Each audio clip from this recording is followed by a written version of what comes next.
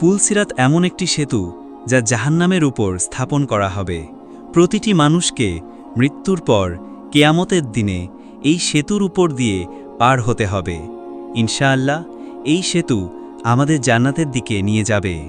প্রিয় বন্ধুগণ, এই ভিডিওতে আমরা জানব পুলসিরাত কি, এই সেতু পার হওয়ার সময় আমাদের কি কি কঠিনতার মুখোমুখি হতে হবে এবং এটি পার হওয়ার জন্য আমাদের কোন 7টি প্রশ্নের উত্তর দিতে হবে।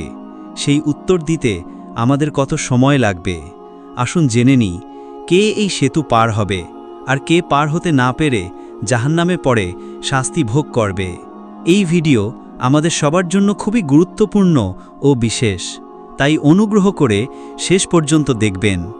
ইসলামী বর্ণনা অনুযায়ী পুলসিরাত এমন একটি সেতু যা তলোয়ার থেকে ধারালো এবং চুলের চেয়েও সূক্ষ্ম।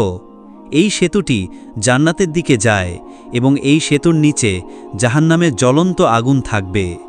রাসূলুল্লাহ সাল্লাল্লাহু আলাইহি ওয়াসাল্লাম বলেন, পুলসিরাত জাহান্নামের উপরে একটি সেতু যা চুলের চেয়ে সূক্ষ্ম এবং তলোয়ার থেকে ধারালো। প্রতিটি মানুষকে এর উপর দিয়ে পার হতে হবে। মুমিনরা বিদ্যুতের গতিতে পার হবে, কেউ কেউ ঘোড়ার গতিতে পার হবে, আবার কেউ কেউ হামাগুড়ি দিয়ে পার হবে, কিন্তু মুনাফিক ও পাপীরা জাহান্নামে পড়ে যাবে। আরেকটি হাদিসে রাসূলুল্লাহ সাল্লাল্লাহু আলাইহি ওয়াসাল্লাম বলেছেন, পুলসিরাতের পথ 3000 বছরের, 1000 বছর উপরে ওঠার, 1000 বছর সমান পথে চলার, 1000 বছর নিচে নামার। এই পথে ভয়ঙ্কর জানোয়ারও থাকবে। প্রত্যেকেই নিজের আমল অনুযায়ী এই সেতু পার হবে। যারা নেককার তারা সহজে পার হবে, আর যারা গুনাহগার তাদের জন্য এই পথ পার হওয়া অত্যন্ত কঠিন এবং অনেকের জন্য অসম্ভব হবে। যখন হযরত ইসরাফিল আলাইহিস সালাম শিঙ্গা ফুঁকবেন তখন কিয়ামত সংঘটিত হবে এবং দ্বিতীয়বার সুর ফুঁকলে সবাই পুনরায় জীবিত হবে এবং হাসরের ময়দানের দিকে ছুটে যাবে। তখন তাদের হাতে তাদের আমলনামা বা কর্মপত্র দেওয়া হবে। যাদের আমলনামা ডান হাতে দেয়া হবে তারা জান্নাতের সুসংবাদ পাবে, আর যাদের বাম হাতে দেয়া হবে তারা জাহান্নামের আযাবের যোগ্য ঘোষণা হবে।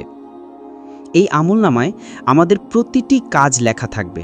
যেমন আল্লাহ তাআলা কোরআনে বলেছেন, যে ব্যক্তি 1 কণার সমান সৎ কাজ করেছে সে তা দেখবে, এবং যে ব্যক্তি 1 কণার সমান পাপ করেছে সেও তা দেখবে। এরপর আমরা পৌঁছাবো দ্বিতীয় স্তরে, যা হলো পুলসিরাত। এই সেতু প্রত্যেককে পার হতে হবে। পুলসিরাত হবে একটি অন্ধকার সেতু, এতে বিশেষ কোনো আলো থাকবে না। রাসূলুল্লাহ সাল্লাল্লাহু আলাইহি ওয়াসাল্লাম বলেছেন, পুলসিরাত চারপাশের অন্ধকারে ঘেরা থাকবে। সেখানে শুধু সেই আলোকিত হবে যে দুনিয়ায় নেক আমল করেছে। নেক আমল তার জন্য নূর হয়ে যাবে এবং তাকে আলো দেবে। আরেকটি হাদিসে তিনি বলেন, কেয়ামতের দিন সকল মানুষকে পুলসিরাত পার হতে হবে। এই সেতুর দুই পাশে কাঁটাযুক্ত হুক থাকবে যা পাপীদের ধরে টেনে জাহান্নামে ফেলে দেবে। প্রিয় বন্ধুগণ, পুলসিরাত পার হওয়ার সময় ফেরেশতারা মানুষের কাছ থেকে 7টি প্রশ্ন করবে, যা তার নেক ও বদ আমল অনুযায়ী হবে। যে এই 7 প্রশ্নের উত্তর দিতে পারবে সে সহজেই এই সেতু পার হয়ে যাবে। প্রথম প্রশ্ন হবে, তোমার রব কে? যারা মুমিন ও নেক লোক তারা সহজেই বলবে, আমাদের রব আল্লাহ। কিন্তু কাফিররা উত্তর দিতে পারবে না এবং জাহান্নামে পড়ে যাবে। দ্বিতীয় প্রশ্ন হবে নামাজ নিয়ে। যারা একনিষ্ঠভাবে নামাজ পড়েছে তাদের জন্য উত্তর সহজ হবে। তৃতীয় প্রশ্ন হবে যাকাত নিয়ে। আমরা আমাদের সম্পদ কোথায় খরচ করেছি? আল্লাহর হুকুম অনুযায়ী গরিব ও মিসকিনদের যাকাত দিয়েছি কিনা? আমরা আমাদের সম্পদ হালাল উপায়ে উপার্জন করেছি কিনা, নাকি শুধু জমা করেছি? যদি আল্লাহর রাস্তায় খরচ না করে শুধু জমা করি তবে এই সেতু পার হওয়া কঠিন হবে। চতুর্থ প্রশ্ন হবে রোজা নিয়ে, যা প্রতিটি মুসলিমের উপর ফরজ। পঞ্চম প্রশ্ন হবে হজ নিয়ে। যাদের হজ করার সামর্থ্য ছিল কিন্তু তারা হজ করেনি তাদের জন্য কঠিন শাস্তি হবে। ষষ্ঠ প্রশ্ন হবে হুকুক নিয়ে, যেমন বাবা মায়ের হক, সন্তানদের হক, প্রতিবেশীর হক এবং আত্মীয় স্বজনদের হক নিয়ে। আমাদের জীবনযাপন ও ব্যবহার কেমন ছিল তা নিয়ে প্রশ্ন হবে। সপ্তম ও শেষ প্রশ্ন হবে পরিচ্ছন্নতা অর্থাৎ সাফাই নিয়ে। হাদিসে আছে, পরিচ্ছন্নতা ঈমানের অর্ধেক। আরেক হাদিসে বলা হয়েছে, আল্লাহ পবিত্র, তিনি পবিত্রতাকে পছন্দ করেন, তাই তোমরা নিজেদের পবিত্র রাখো।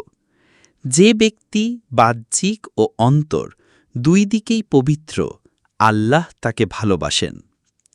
প্রিয় বন্ধুগণ, যে ব্যক্তি এই 7 প্রশ্নের উত্তর দিতে পারবে সে সহজেই পুলসিরাত পার হয়ে জান্নাতে যাবে, আর যে উত্তর দিতে পারবে না সে জাহান্নামে পড়ে যাবে। আমরা আল্লাহর কাছে দোয়া করি, হে আল্লাহ, আমাদের এমন তৌফিক দাও যেন আমরা নেক আমল করতে পারি এবং কিয়ামতের দিন এই সেতু সহজে পার হতে পারি। আমরা যা পড়লাম বা শুনলাম তাতে কোনো ভুল হয়ে থাকলে আল্লাহ আমাদের মাফ করুন এবং আমাদের সত্য ও সঠিক কথা ছড়িয়ে দেওয়ার তৌফিক দান করুন। আমিন।